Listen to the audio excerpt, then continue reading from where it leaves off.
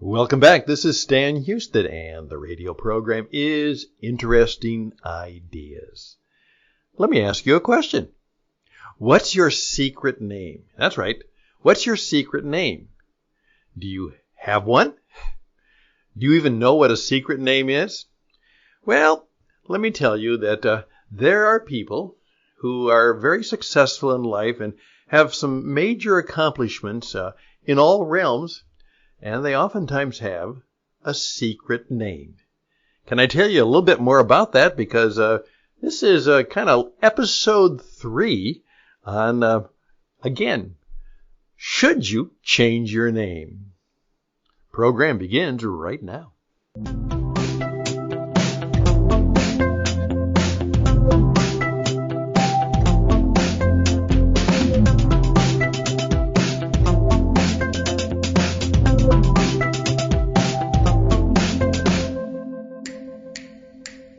Well, we're back again on Interesting Ideas. Again, if you want to go back, and part of the story is that my beautiful wife, Karen, is seriously concerned because that's her name, Karen, and that has kind of become a pejorative that a woman is called who obviously has some very, very deep dysfunctions in her life. They're called Karens. Well, Karen is a very nice name. However, she's wondered, hey, I use my name and now people think of Karens. And that kind of promotes either a conversation which I don't want or even a first image that I don't want. And since we've moved to a new place here in Carolina, she says, and hardly anybody knows me, maybe I should just take another name, take my name, Elizabeth. I can be Liz, maybe, because that's her middle name, Karen Elizabeth. Well, she's still pondering that. I don't think she will, but it does bring up that subject of what's in a name. And then, as you may recall, on our last program, we brought Bob Ketchersit in, my good friend, who has been in radio for many years, and he was privileged to know, as he worked in Atlanta, he was really a good friend with Martin Luther King Jr., Dr. Martin Luther King. And I asked him, hey, I've heard the story that they changed their name. And he confirmed it for me. He said, yes, both Daddy King, who was this wonderful, powerful preacher at Ebenezer Baptist Church, and his son, Michael. That's right. It was Michael King Sr., and it was Michael King Jr. And after a trip to Germany in which they discovered the power and presence and personality of Martin Luther and what he did to stand up in the struggle for religious freedom and religious rights, Daddy King decided to change his name from Michael King to Martin Luther King. Dr. Martin Luther King Sr. And his young son, he decided to change his name too, which was Michael, to obviously Dr. Martin Luther King Jr. People sometimes know that, though as I oftentimes like to point out, that's not quite correct. Dr. King was very clear that his full name was the Reverend Dr. Martin Luther King Jr. He proudly proclaimed that he was a pastor. He was a minister. He was a man of faith, a man of the Christian church. And he continued that way. That's who he was. And that was a good deal of the thinking that came from his call to the incredible civil rights work he did. Both the name Martin Luther and the very call of God into his life and to lead with great courage the civil rights movement. So, you know what? Having a name is important. And I've oftentimes said to people, if you could name yourself, what would you name yourself if you could do it again? Kind of as an exercise, Sometimes when I've given a seminar on talking about how to market yourself and how to present yourself and things like that, where, they ask you to kind of put your name on a little name card, I said, just choose a name for the day. Just a name. You've got a regular name, but this will give you a little bit of anonymity, but it might be kind of fun.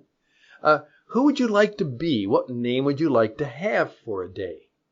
Because, by the way, there's going to be a story and a reason in your life that you would choose whatever name you did.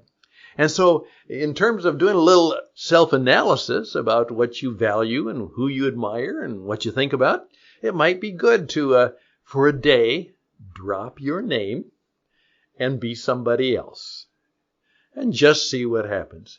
People found it a lot of fun, and for that day, they were that person.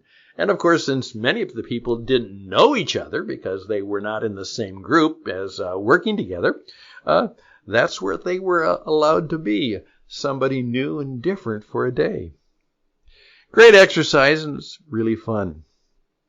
But I'm going to suggest that there's also another name. Now, please keep in mind that there are two instances in the Holy Scriptures about a name. And in one of those, this guy, Simon, Jesus says, your name is Rocky. That's right. From now on, you're Rocky. Petras, which is rock.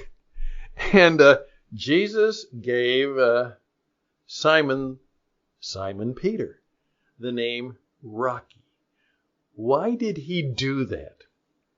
Was there something about Jesus saying that when you follow me, maybe you're going to have to become a new person, a new personality. You're going to have to be very different.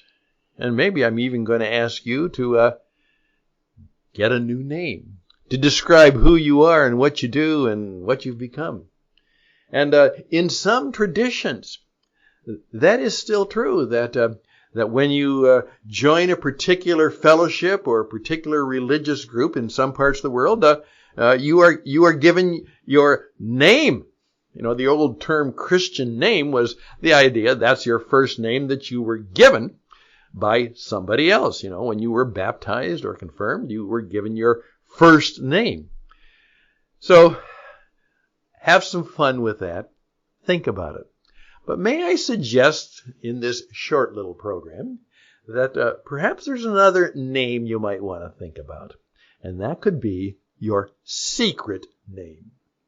I'm Stan Houston. The program is called Interesting Ideas. It comes to you from What It Takes Radio because we are in the business not only of being on the radio, but we are in the business of getting you on the radio. So please keep in mind you are called. And in fact, today in the modern world, you are going to have to learn how to be on the radio, how to be a performer. All business is show business in this new internet connected entrepreneurial experience economy.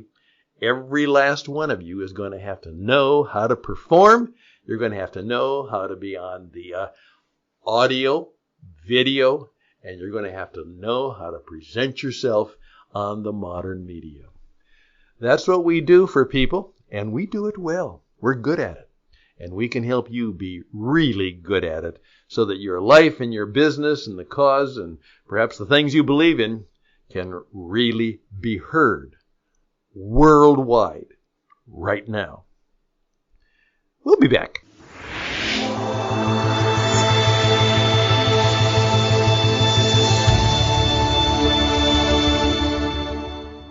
Okay, we are back and talking a little bit about marketing because we just mentioned that. Well, interestingly enough, the second person is the very famous apostle of the Christian faith, Saint Paul. One time when I was in Minneapolis, St. Paul, I asked the group, I said, you're from St. Paul? And they said, oh, yes. I said, Do you know who he was? And they had no idea. Oh, St. Paul. I live in St. Paul. No, I really don't know. And they didn't. Well, obviously he must be some religious person, I guess.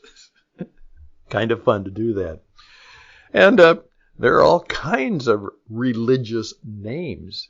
And in fact, some people wanted to start taking away some of the religious names. Well, you've got all kinds of problems there. San Francisco, that's St. Francis. Los Angeles, City of the Angels. In fact, California is just full of religious names that go not only to schools, but into cities and counties and various areas of jurisdiction. Are you going to change all those? Well, St. Paul, his real name was Saul, which of course is a very profoundly Jewish name. Saul of the city of Tarsus. And he had a remarkable conversion. Now, some people say, well, it was so remarkable that he changed his name to Paul. Well, unfortunately, that's a good story, but it's not necessarily the truth as we know it, because it doesn't say that. It doesn't say that he changed his name because of his religious conversion and his new way of life. It says, Saul, also known as Paul. And that's the name he used. Now, let me suggest that as a great businessman, which he was, and as a great marketer and a communicator, he now knew that part of his work was not within the traditional Hebrew or Jewish community. That more and more his outreach, his audience, were those people who were not Jewish anymore. They were Greek and Roman and a variety of other people. And so he leaves his Jewish name and adopts more of a Greek name, almost like the god Apollo. So his name was there and used because it would be more familiar. And perhaps people would say, yeah, well, you're one of us. And he would say, I am. The new thing is that there's no Greek or Jew anymore. We're all one under the love of God. And so my little marketing suggestion is that Paul simply changed his name because it was good for radio, TV of his kind. It was a stage name for the performances and the letters he wrote. Well, just let that sit on your head for a while. I'd love to hear from you. So why don't you respond to this by saying, Stan, I don't think so. Okay, whatever. I'd love to hear what you think. So reach out to me at Stan Houston@gmail.com, stanhouston@gmail.com. Or if you want to do a Stan at witradio.net, stan@witradio.net. Final thought, though. There are people who've just simply said, between me and my God, I'm going to have a name. I'm going to adopt my spirit name, my secret spirit name. And I won't tell anybody. Nobody. Only I will know it. Only me.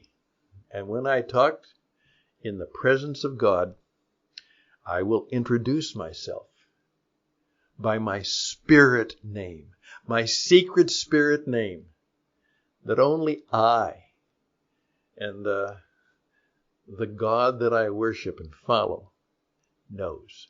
It's my name.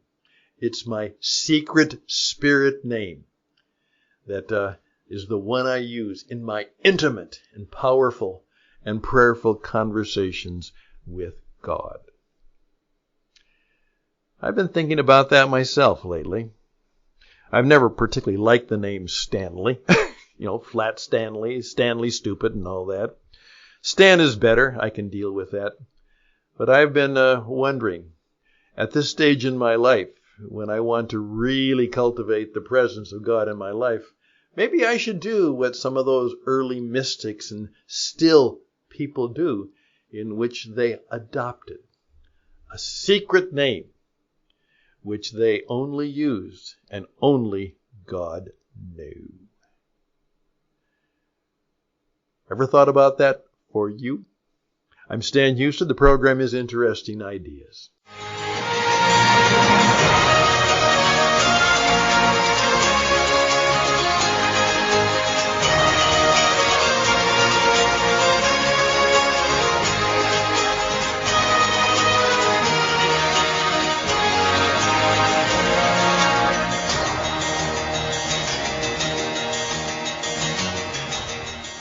Hey, would you like to be on the radio?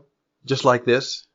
Here I am with a rather inexpensive microphone and a computer. It's even a rather old computer, but it works just fine. A piece of cheap software to do the recording and a $20 piece of software. And because I obviously have had the experience of 40 years in broadcasting, I know what to do, but I can teach you what to do. I can teach you how. I can take 40 to 50 years of broadcasting experience and I can put it in a class or a course for you.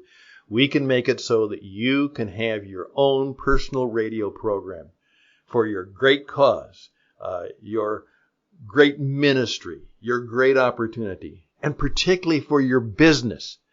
You now have the opportunity not only to describe what you do, but demonstrate how good you are.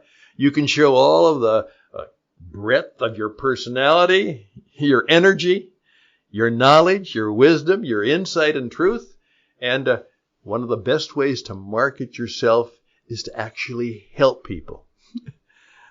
I know a plumber who built his business by using the video and the radio on his website to give free advice on how to fix things. And many times people said, I didn't have to call the plumber because I listened to your podcast. And he said, yes, but someday you won't know how to fix it. And because I did that, you'll give me a call. And they smiled and said, you're right. You're my plumber. Just think about that. Apply it to your own business, your own career, to your own service opportunity. That you would become the person on the radio who people trust. They're engaged to in sense that they like that. And you're a source of wisdom, insight, truth, and helpfulness.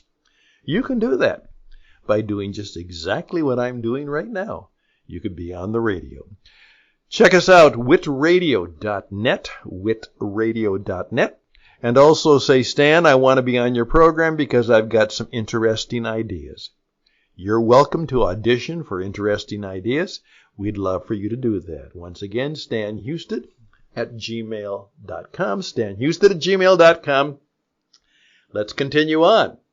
Let's be together on the radio. Always close with a benediction. So best and blessings to you. We'll be around and bye for now.